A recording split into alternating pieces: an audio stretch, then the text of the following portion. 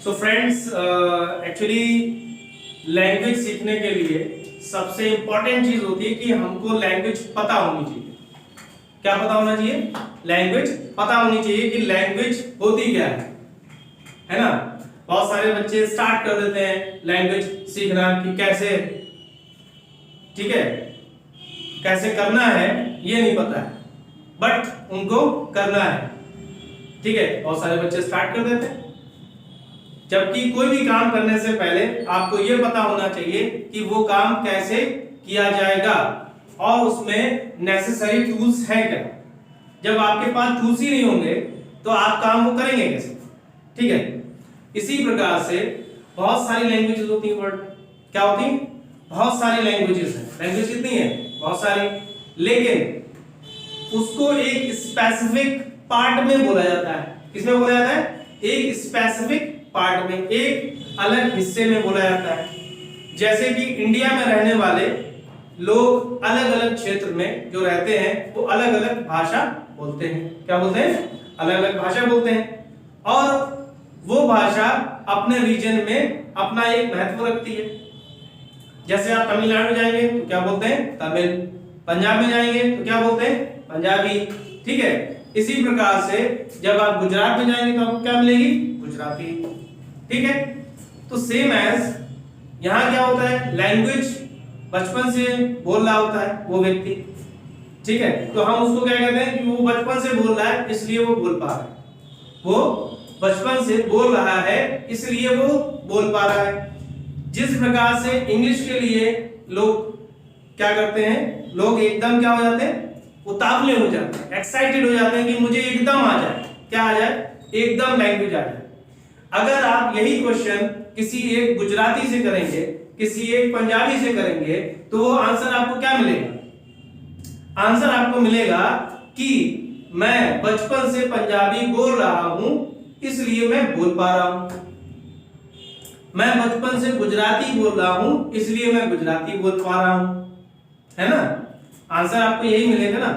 लेकिन वो जो प्रोसेस उसके साथ हुई, बचपन से जो उसके साथ प्रोसेस हुई जिसमें कि वो बोल पाया, वो क्या कंडीशंस थी, उसको अगर आपने स्टडी नहीं किया तो आप लैंग्वेज को as a native language, native means जो पैदाइशी बोलने वाले लोग होते हैं उनको नेटिव स्पीकर कहा जाता है। इसीलिए हर लैंग्वेज के अपने नेटिव स्पीकर्स होते हैं। नेटिव स्पीकर्स मीन वो स्पीकर जो पैदाइशी बोलते हैं उस भाषा को। जैसा कि इंग्लिश को बोलने वाले पैदाइशी कौन है? ब्रिटेन में रहने वाले, अमेरिका में रहने वाले, फ्रांस में रहने वाले, जर्मन में रहने वाले। लेकिन जापानीज बोलने वाले जापान में आपको मिलेंगे।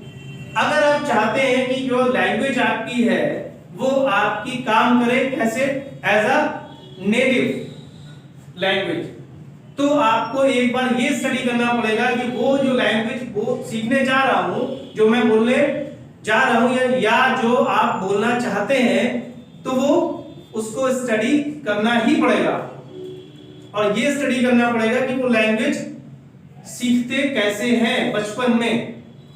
तो एक बार आप अपनी लैंग्वेज पर दोबारा रिकॉल करें अपनी मेमोरी को और ये सोचें कि आपने हिंदी कैसे सीखी।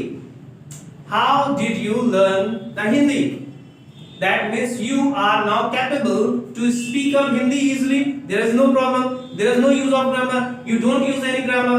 Without using any grammar, you are easily speak your Hindi.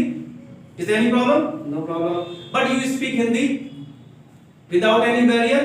There is no barrier to speak in Hindi. So same as if you think that the English should be like this, we don't, have to think as you speak. ठीक है ना। जब आप बोले तो हमें सोचना ना पड़े।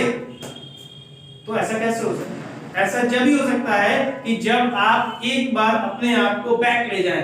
कहां ले जाएं? अपने चाइल्डहुड में, और एक बार सोचें कि आपने कैसे सीखा लैंग्वेज।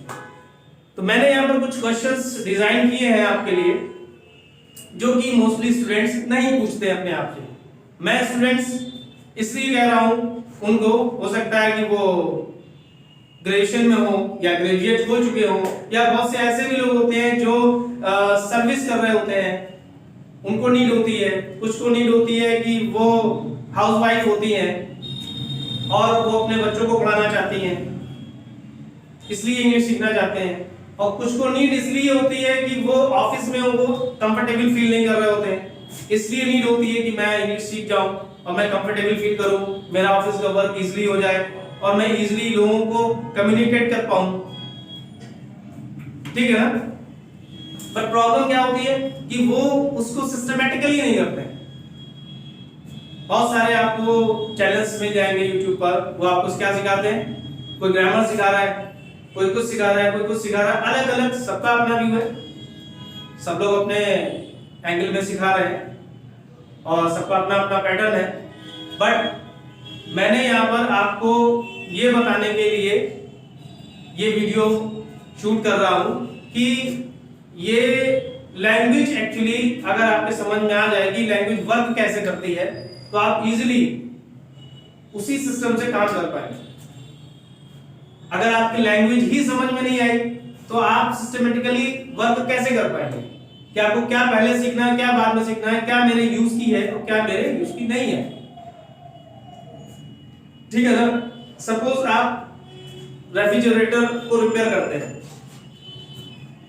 तो आपके पास टूल्स वैसे ही होंगे, क्योंकि आपको रेफ्रिजरेटर रिपेयर करना है। एक जो मोटर बाइक को रिपेयर करता है तो उसके पास टूल्स कैसे होंगे, कैसे होंगे? क्योंकि वो बाइक को रिपेयर करता है ना, तो उसके पास टूल्स कैसे होंगे? क्योंकि वो बाइक रिपेयर करने जा रहा है, उसका अलग टूल्स होगा, उसका टूल बैग अलग होगा, और जो रेफ्रिजरेटर रिपेयर करने जा रहा है उसका टूल बैग अलग होगा। क्यों अलग होगा? क्योंकि वो दोनों लोग अलग अलग चीज रिपेयर कर रहे हैं। ठीक है ना? तो जब अगर बैग उनका चेंज कर दिया जाए, एक्सचेंज कर दें आपस में, तो क्या हो जाएगा? अब क्या हो जाएगा कि वो रिपेयर नहीं कर सकते, क्योंकि उनके टूल्स जो है वो जो यूज करने चाहिए टूल्स उनको रेफ्रिजरेटर वाले को, वो कौन ले गया? मोटर बाइक वाला। और रेफ्रिजरेटर वाले के पास क्या पहुंच गया? मोटर बाइक वाले के टूल्स। और बाइक वाले के पास क्या पहुंच गया? रेफ्रिजरेटर वाले के टूल्स। तो अब टूल्स एक्सचेंज हो गए, तो वो उसको जो टूल्स चाहिए होंगे, तो जैसे ही वो अपना टूल बॉक्स ओपन करेगा तो उसे क्या मिलेगा? डिफरेंट सब कुछ। इसी पर्सपेक्टिव में आपका क्या होता है, लैंग्वेज के भी अपने क्या होती है? टर्मिनोलॉजी होती है। टर्मिनोलॉजी जानते हैं? टर्म्स होते हैं। हर लैंग्वेज की अपनी एक फील्ड होती है, उसके अपने वर्ड्स होते हैं। जैसे केमिस्ट्री है, केमिस्ट्री की अपनी अलग टर्मिनोलॉजी होती है, उसके अपने वर्ड्स होते हैं, तो वो वर्ड्स आप जनरल लैंग्वेज में नहीं यूज कर सकते।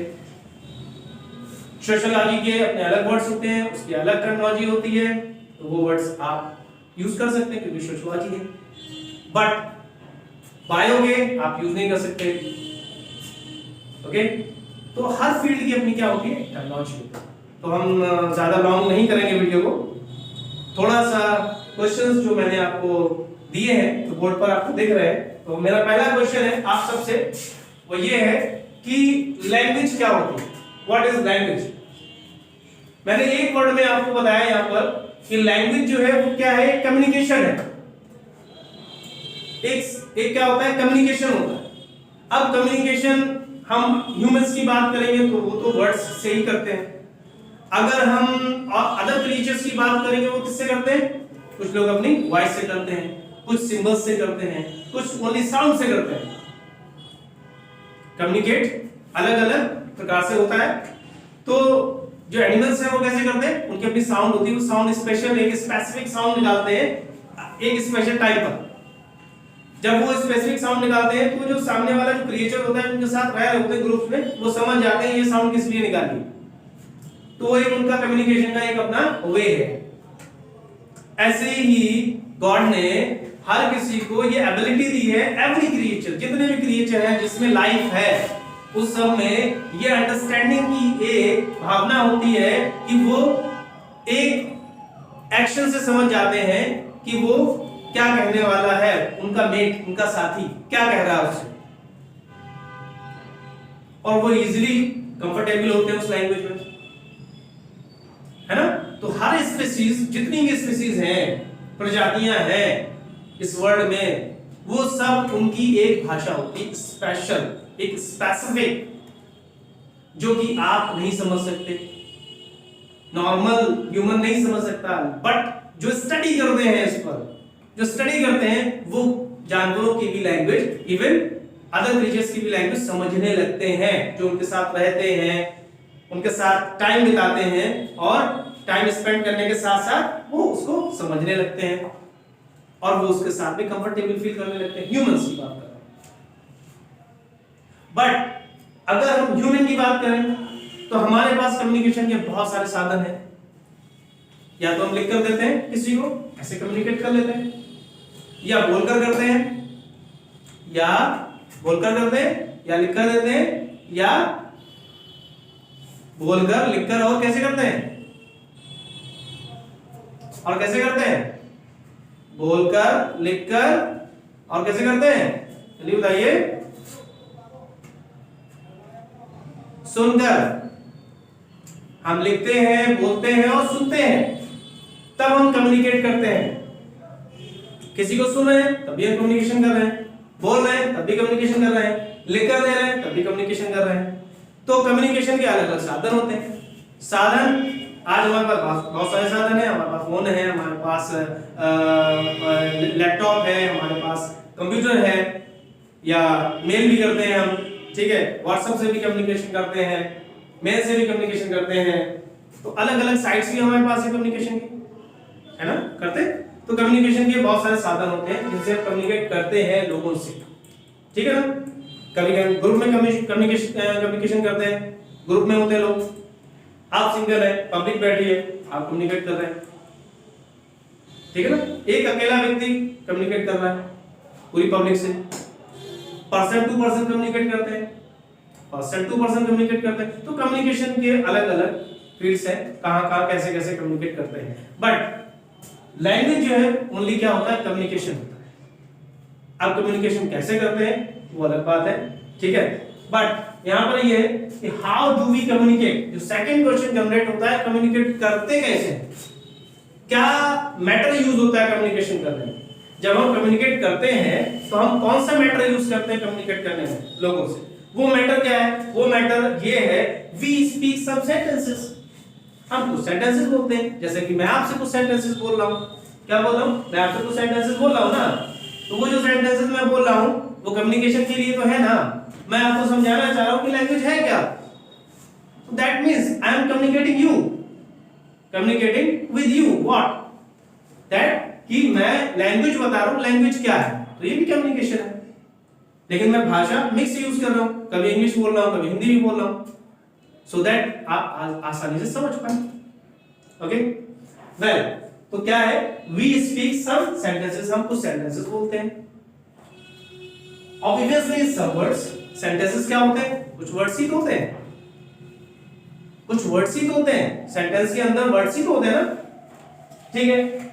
But the big question is, जो हमारे पास जो बड़ा क्वेश्चन है वो क्या है, होते तो क्या है, वर्ड्स ही हैं, बट क्वेश्चन क्या है जो जनरेट हो रहा है वो क्या है, how to arrange these words, कि ये वर्ड्स अरेंज कैसे करें।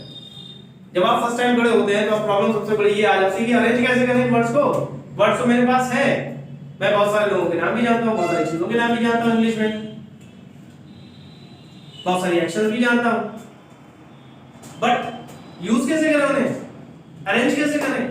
प्रॉब्लम ये होती है ना, अरेंज करने में प्रॉब्लम हो जाती है, कभी क्वेश्चन वर्ड आगे, कभी हेल्पिंग वर्ब पीछे, है ना, प्रॉब्लम ये होती है ना। तो वो प्रॉब्लम कैसे सॉल्व हो। Then yes, we learn this from grammar. हाँ, ये हम किससे सीखते हैं, ग्रामर से सीखते हैं। ऑब्वियसली ग्रामर से तो सीखते हैं मोस्टली जो लर्नर्स होते हैं, स्टूडेंट्स होते हैं, है ना। सारे के सारे टीचर किससे सिखाते हैं, ग्रामर से सिखाते हैं। आपके पास बुक होती है, बचपन से आप पढ़ते चले आ रहे हैं, ग्रामर की एक बुक चलती है इंग्लिश की अलग से, इंग्लिश फर्स्ट, इंग्लिश सेकंड, है ना। ग्रामर की अलग से बुक लेकर चल रहे हैं सारे लोग, बट क्या बोलना आई, नहीं आई ना। तो प्रॉब्लम कहाँ है, उस प्रॉब्लम को सॉर्ट आउट करने के लिए हम लोग ये वीडियो बना रहे हैं, ठीक है ना। गॉट इट, समझ में आया।